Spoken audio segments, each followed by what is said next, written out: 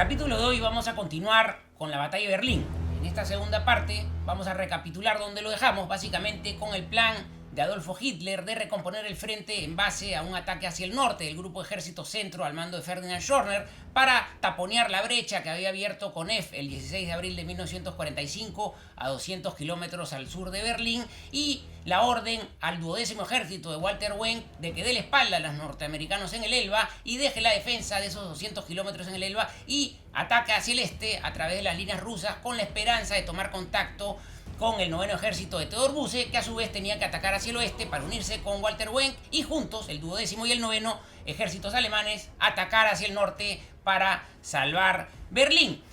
Una parte adicional de este plan también era de que el grupo de ejércitos de Felix Steiner en el flanco sur del tercer ejército Panzer tenía que atacar hacia el sur para detener el avance en línea recta hacia Berlín del primer frente bielorruso ucraniano. Lo retomamos acá y es importante mencionar entonces que Walter Wenck, ya antes de que se le dé la orden de voltearse y atacar hacia el este, ya había dado algunos pasos en este sentido, dado que había detectado una clara inactividad de los norteamericanos en el Elba. Ante la llegada de los rusos, volteó hacia el este y se enfrentó a ellos. De hecho, los derrota en una batalla de blindados el 21 de abril en Belzig. Pero Walter Wenck, aunque Keitel se lo había dicho directamente,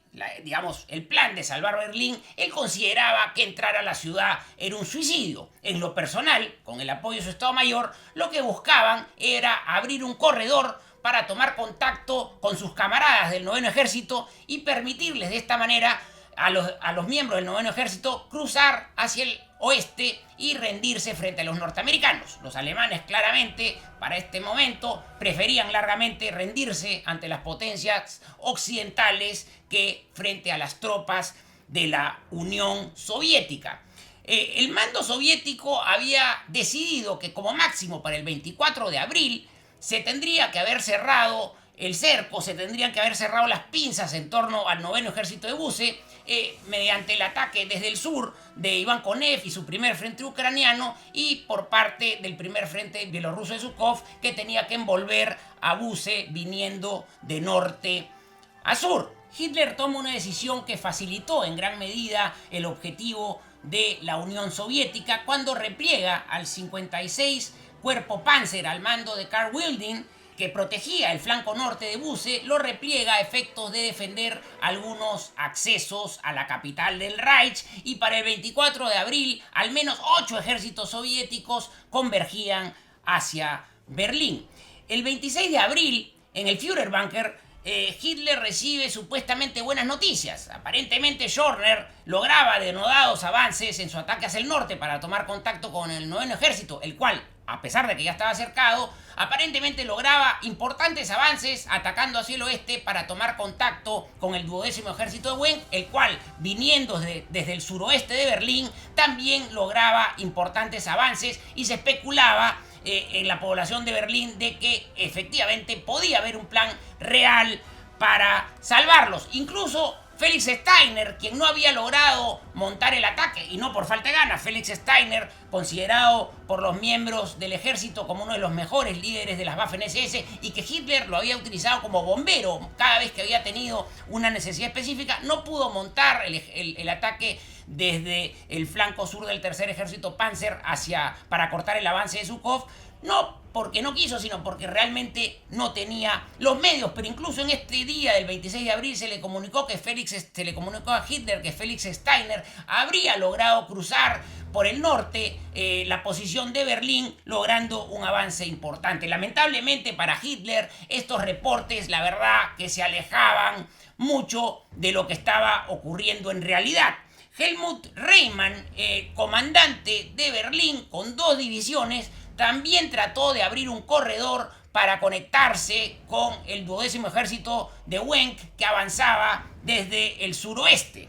La verdad, sin embargo, pocos lo sabían en ese momento, solamente lo sabían algunas personas del círculo íntimo de Reimann. Reimann no tenía mayores expectativas de que ni el 12º ejército ni ningún otro ejército alemán iba a tener la posibilidad real de acudir para salvar Berlín. Lo que él secretamente pretendía era abrir un corredor con la esperanza de salvar la mayor cantidad de vías civiles berlinesas. Para estas alturas, para el 26 de abril de 1945, el noveno ejército, que seguía luchando día y noche para abrirse paso hacia el oeste y tomar contacto con el 12º ejército, para este 26 de abril, Busse había perdido a la mitad de los 482.000 hombres con los cuales había iniciado la batalla, y se había sumado al grupo de ejércitos de Busse, al ejército de Busse, se había sumado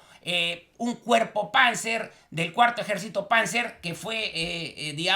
empujado hacia las posiciones del noveno ejército cuando Konev rompió la línea del grupo ejército centro alemán el 16 de abril, y también habían 30.000 supervivientes de la fortaleza de Frankfurt del Oder. El 1 de mayo, Busse finalmente lograría romper el cerco ruso con su último tanque. Y cuando digo con su último tanque, no estoy exagerando. Era el último tanque que le quedaba a Theodor Busse. Y en ese momento, Busse, con solamente 30.000 supervivientes de su noveno ejército, se une a los 70.000 que componían el 12º ejército y más adelante se rendirían en forma conjunta frente a los norteamericanos. El tercer ejército Panzer, al mando de Hasso von Mauntefeld, solamente pudo resistir el embate del segundo frente bielorruso de Rokossovski hasta el 27 de abril. Dentro de la ciudad de Berlín, cerca de 75.000 defensores aguardaban. No sabían si rendirse o resistir. Las tropas eran variopintas. Habían miembros de las juventudes hitlerianas, habían miembros del Ejército del Pueblo o la Volkssturm, y también muchos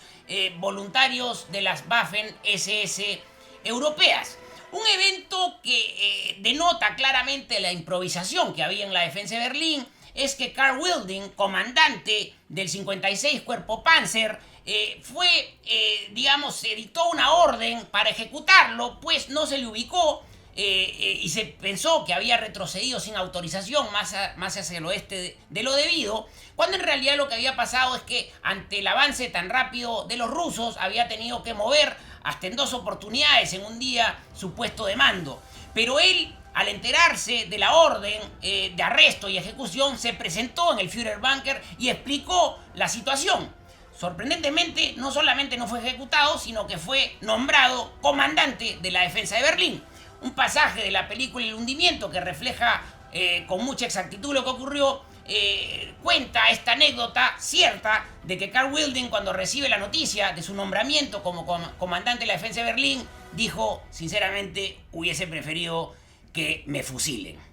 Para el 26 de abril, 2 de los 3 anillos defensivos alemanes habían sido perforados y solamente se mantenía el cerrojo en torno a la ciudadela, en torno al lugar donde estaban los principales edificios gubernamentales del Tercer Reich. El general SS Wilhelm Mohnke estaba a cargo de la defensa de esta pequeña zona, que tenía un largo de 15 kilómetros de oeste a este y un ancho que oscilaba entre los 2 kilómetros y los 5 kilómetros. Una división alemana que luchó ferozmente y encarnizadamente contra los soviéticos desde el Oder y hasta metros del búnker del Führerbunker